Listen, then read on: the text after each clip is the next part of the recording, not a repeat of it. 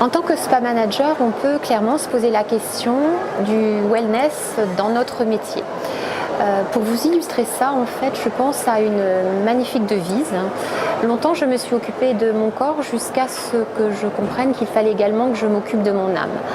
Cette philosophie, personnellement, je me la suis appropriée quand j'ai créé mon propre spa et je le vois au quotidien en fait avec toutes les spa managers que je rencontre dans le cadre de mes différentes missions. On a besoin de cet art de vivre en fait pour mieux appréhender les difficultés de notre métier qui sont certaines, qui sont surmontables, mais en tout cas qui nous demandent d'avoir certainement des valeurs très ancrées dans cet art de vivre pour être dans l'empathie, dans la bienveillance, dans le soin, puisque c'est ce que l'on doit au quotidien en fait offrir à nos clients. C'est également en fait ce que l'on demande de plus en plus dans le profil de poste d'un spa manager, puisque aujourd'hui la plupart du temps l'espace wellness et fitness est intégré dans le profil de poste de la spa manager. Donc personnellement, je trouve que c'est extrêmement important de garder cette philosophie de vie à titre personnel pour pouvoir mieux la reproduire, je dirais, dans notre fonction de tous les jours en tant que spa manager. C'est réellement quelque chose aujourd'hui qui se développe. On a de plus en plus de demandes de la part de nos clients, mais également de la part des prestataires de services pour inclure en fait différentes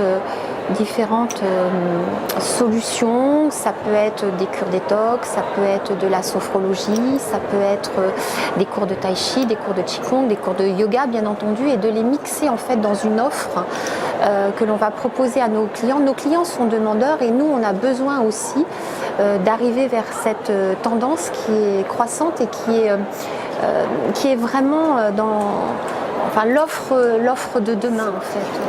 Pour conclure, en fait, je pense qu'il est important que vous ayez vous-même cette philosophie de vie dans votre quotidien.